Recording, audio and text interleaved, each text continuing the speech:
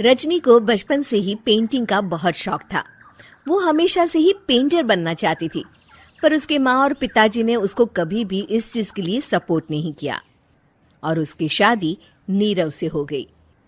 नीरव रजनी को बहुत प्यार करता था, पर रजनी हमेशा चुपचाप ही रहती। वो इस शादी से खुश नहीं थी। वो ये शादी नहीं करना चाहती थी। उसे तो हमेशा से पेंटर जो बनना था। अपने इस सपने को वो नहीं पूरा कर पाई, इसलिए वो हमेशा उदास रहती थी। रजनी, बहुत ही बढ़िया फिल्म लगी है, कल देखने चले? नहीं जी, कल मुझे बहुत काम है, मैं नहीं जा पाऊंगी। अच्छा तो कोई बात नहीं, संडे को चलते हैं। देखिए, मुझे फिल्म देखना पसंद नहीं है। आपको जाना है तो चले जाइए। नीरव को मना करके रजनी वहां से चली जाती है और अपने बैग को खोलकर उसमें बंद पड़े ब्रश और कलर्स को देखकर रोने लगती है। रजनी, चलो ना कहीं बाहर खाने चलते हैं, कुछ तुम्हारी पसंद का। जी, मुझे नहीं जाना, मेरी तबीयत ठीक नहीं है। रजनी वहां से चली जाती है। नीरव को समझ नहीं आता कि रजनी उससे इतना दूर क्यों रहती है। वो जब भी उसके साथ वक्त बिताना चाहता है, रजनी कोई ना कोई बहाना बना देती है। एक दिन घर पर कोई नहीं था।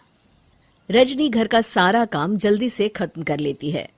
घर पर अकेले होने के कारण वो सोचती है कि वो आज पेंटिंग करेगी। वो अपने कमरे में जाकर पेंट ब्रशेस और कलर्स निकालकर जैसे ही कलर मिक्स कर रही होती है कि दरवाजे पर बेल बज जाती है।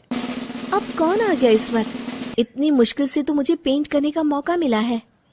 रजनी दरवाजा खोलती है तो उसकी सास अपनी सहेलियों के साथ खड़ी होती है और सब घर के अंदर आ जाते हैं। अरे बहू, सबको शरबत बनाकर पिला दे, बाहर तो बड़ी गर्मी है। उफ।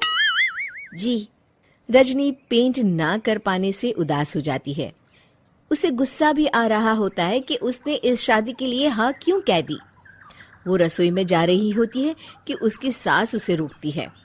बहू, सबके खाने का भी इंतजाम कर लेना, आज का लंच तो ये सब यहीं करेगी। हाँ। रजनी बिना कुछ कहे रसोई में चली जाती है। सबके लिए खाना बनाती है। सब खाना खाते हैं और रजनी घड़ी देखती है कि ये सब कब जाएंगे ताकि वो अपनी पेंटिंग कर सके। जब शाम होती है तब सब चले जाते हैं अपने घर। अरे बहू, सब तेरे खाने की तो बहुत तारीफ कर रहे थे, सबको बहुत अच्छा लगा खाना।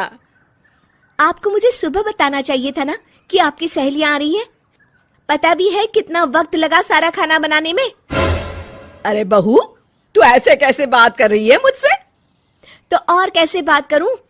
मैं इस घर की कोई नौकरानी नहीं हूं कि इतना काम करूंगी। रजनी अपने कमरे में जाकर दरवाजा बंद कर लेती है। शाम को जब नीरव आता है तो उसकी माँ उसे पूरी घटना के बारे में बताती है।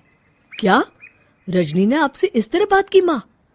हाँ, और पता नहीं उसे क्या हो गया है, शाम से बाहर भी नहीं आई है। मैंने तो कई बार आवाज दी, खाना भी नहीं खाया उसने। तू ही बात करके देख ले बेटा। नीरव अपने कमरे का दरवाजा खटखटाता है। रजनी, दरवाजा खोलो, मैं हूं।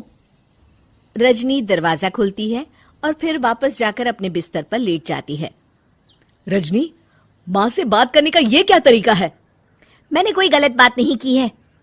अरे तुम क्यों ऐसे बर्ताव कर रही हो सबके साथ? क्या तुम इस शादी से खुश नहीं हो? रजनी कुछ नहीं बोलती। अरे बताओ मुझे रजनी, क्या ये शादी तुम्हारी मर्जी के खिलाफ हुई है? हाँ, मैं ये शादी कभी नहीं करना चाहती थी। तुमसे क्या, मैं किसी से भी शादी नहीं करना चाहती थी।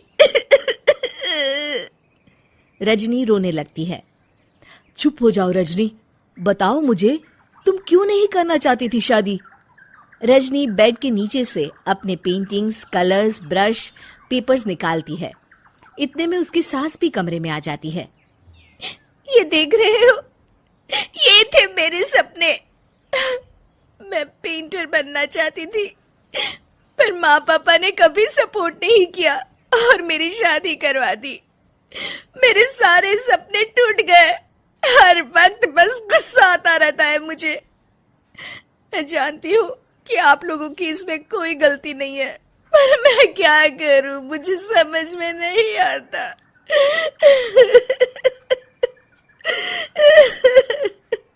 रजनी फूट फूट कर रोने लगती है। मुझे माफ कर दीजिए, आप दोनों के साथ मैं बहुत बुरा बर्ताव कर रही हूँ। अरे रजनी बेटा चुप हो जाओ तुम। नीरव पानी लेकर आता है। ये लो पानी पियो और शांत हो जाओ। रजनी पानी पीती है और उसकी सास पेंटिंग्स देख रही होती है। अरे नीरव, हमें तो पता ही नहीं था कि हमारी बहू कलाकार है। अरे कितनी अच्छी पेंटिंग्स बनाई है, देखो तो।